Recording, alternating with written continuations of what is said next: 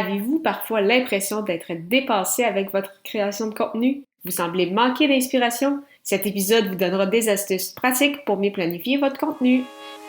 Les médias sociaux en affaires est votre rendez-vous hebdomadaire pour en connaître davantage sur les différents réseaux sociaux et les plateformes de création de contenu dans un contexte d'affaires.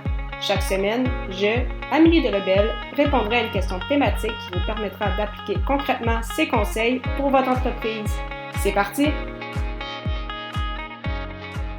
Bonjour à tous, merci beaucoup d'être avec moi pour ce 11e épisode des médias sociaux en affaires sur comment planifier votre contenu. Merci beaucoup d'être au rendez-vous malgré cette semaine de relâche, donc d'être toujours au poste même avec les vacances. Alors, comme le mentionne le titre de l'épisode, comment planifier votre contenu? C'est une question que beaucoup de gens se posent.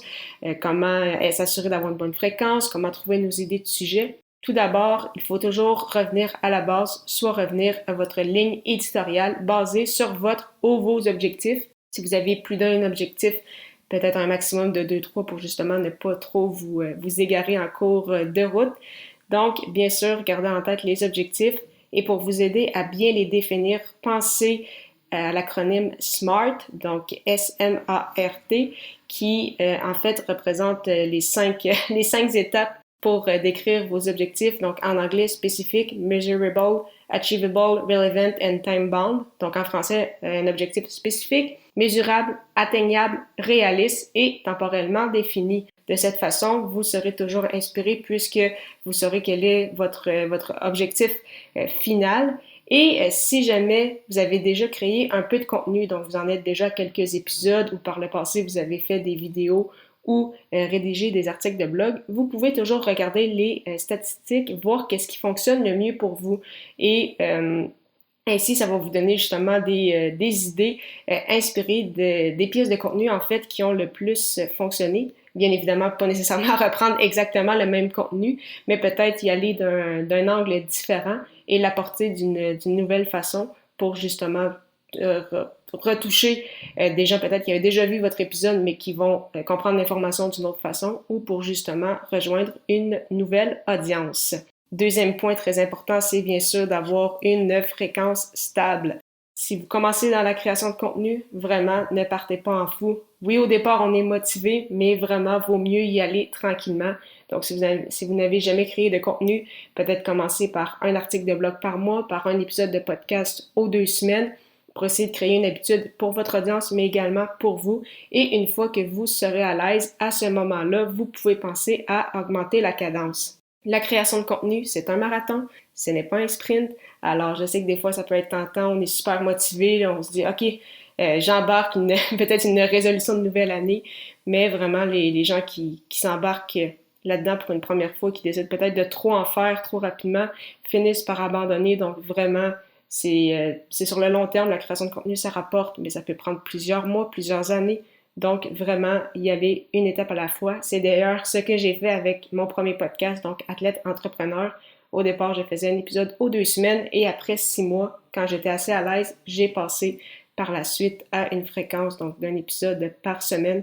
Donc, vraiment, gardez à l'esprit que la constance est la clé avec la création de contenu.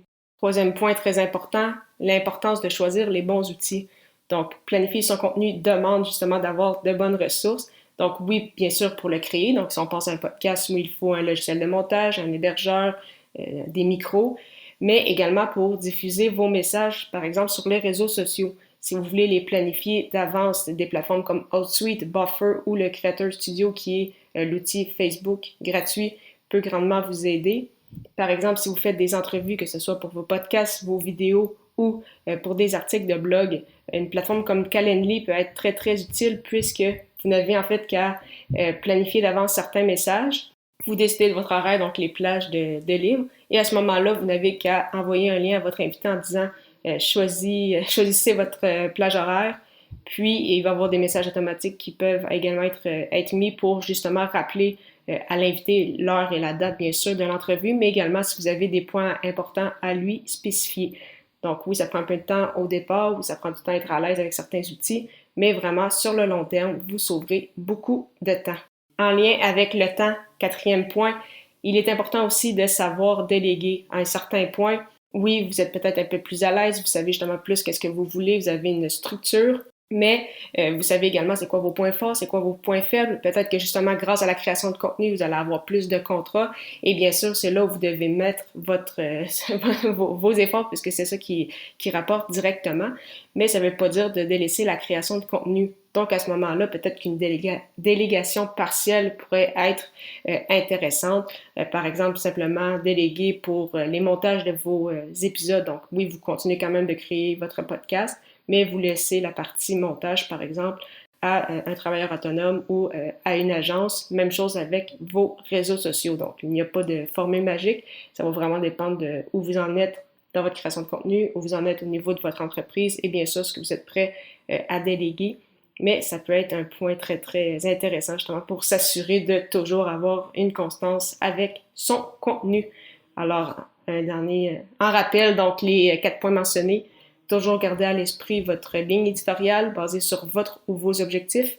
Pensez à l'acronyme SMART, donc pour spécifique, mesurable, atteignable, réaliste et temporairement défini. L'importance d'avoir une fréquence stable. Au départ, mieux vaut commencer plus lentement que trop rapide et finalement lâcher en cours de route. C'est important d'avoir les bons outils, même si au départ, ça peut prendre un peu de temps pour justement préparer et être à l'aise, mais vraiment sur le long terme, vous allez sauver du temps.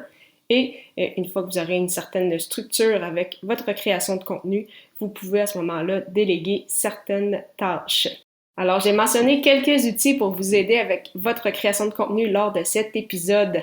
De mon côté, avec mes 2 podcasts, j'utilise l'hébergeur Blubrry. Si vous souhaitez d'ailleurs essayer cette plateforme, simplement vous rendre au ameliedelobel.com/Blubrry, BLUBRRY, pour obtenir un mois d'essai gratuit. La semaine prochaine, je répondrai à la question « Avez-vous bien défini vos objectifs ?» Ne manquez pas ça!